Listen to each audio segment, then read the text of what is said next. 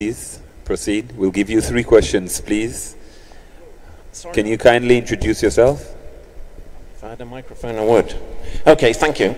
My name is Gordon Kirkwood. I'm an animal rescuer and I live in Belize City. And I'm sorry I have to sit down because I have a bit of a condition. I agree that shoreside birthing is needed. But shoreside birthing doesn't mean the mainland. Harvest Key is a perfectly viable cruise destination. If it wasn't, the big cruise line, NCL, would not do it.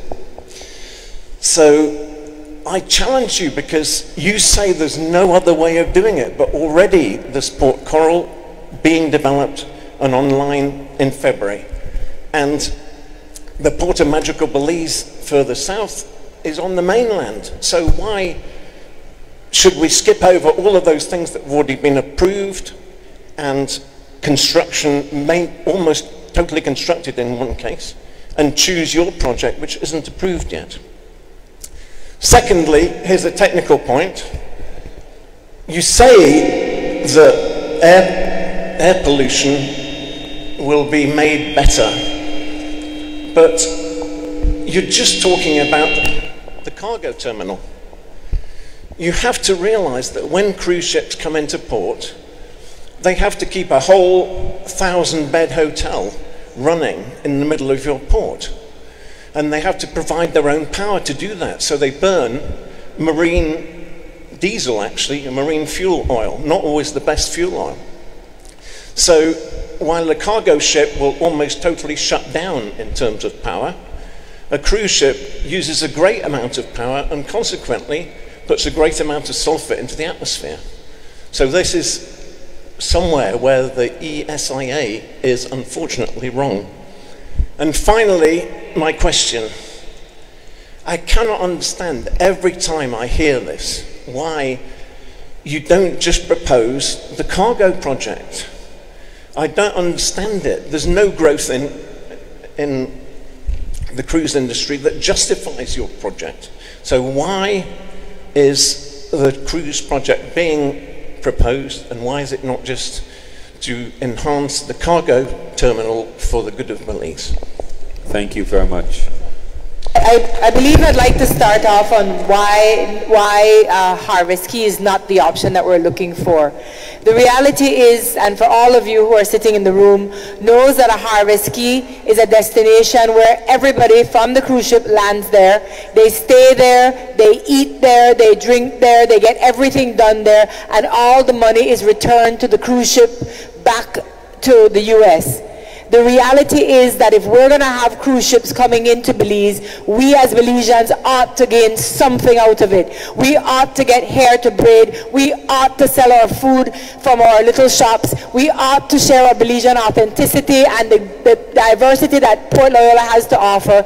And people in Port Loyola need a different class and quality of life. They deserve to have businesses being built up, entrepreneurial opportunities, a dual carriageway road that will get their children safe, have people away from the congestion of the port right now, and have a better quality of life. And when it comes to stevedores, Mr. Gab, it is very important for us to train them, upskill them, and take them into other types of jobs that the port will afford, because the port will be giving jobs not only, yes, there's going to be greater efficiency and greater productivity and greater ability for other aggregate producers and many other businesses in Belize, but it also will give greater opportunities for work, not only to stevedores, but for all of us sitting in this room, where there are opportunities for all of our children to learn, grow, and become a part of living within their port and gaining livelihoods within the port. This is what will make the difference for the port. Right now, where private sector is existing within the area to support these people, especially in line with a bad hurricane like this. So, Mr. Kirkwood, I really feel sorry about your heart condition, because I know how difficult that is, especially in these environments. But again, all of us need to realize that we need to take care of the Belizean treasures, which are definitely our people, who should come at a very high level at this point. Thank you. Thank you. Any other comments from the head table? Yes, Mr. Kirkwood, yes, we know you follow these proceedings very closely. and we're grateful for that. And your questions are insightful. And I think you asked 3 questions. I want to address 2 of them. You mentioned that why shoreside berthing.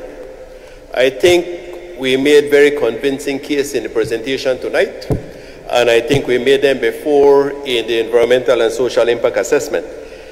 It's not coming from us that the country needs shoreside berthing. It's coming from all the independent studies that have been commissioned by the government of Belize. There are many studies that are saying that shoreside berthing is an inevitable consequence of the cruise tourism industry, in the sense that that is the preference of the cruise operators. It is written. I have seen these reports. I have been hearing about this from, I think around early 2000s. I think it is around then, so almost 20 years. And it's been held sacrosanct that this is where the industry needs to go. But apart from that, we're talking about the many advantages of shoreside berthing. We're not just following those studies. We're not just parroting what those studies are saying. We're also saying, in terms, and I covered this in my presentation, in terms of potential environmental impacts, you do not want to be tendering thousands of people every day. On top of that, these visitors are dispersing money into our economy. If you have shoreside berthing, and we made the case very strongly for this, it means that visitors are able to spend several more hours in the country. So they'll be able to go to places that they can't go right now within a regular call window, which means they can go farther, and they can subscribe to business establishments which are not subscribed now. You also, I think you also mentioned air emissions. What we're saying here is that these newer ships, like everything newer nowadays, is more environmentally responsible. They have to be, it's a legislation driving it. They are required to be less polluting. So it stands to reason, if we improve the port, and we get these new larger vessels, and the key word here is new, these vessels are less polluting. They were built to be less polluting. And so the air quality overall should improve. That's what we've been saying. Thank you very much, Alan. Daniel?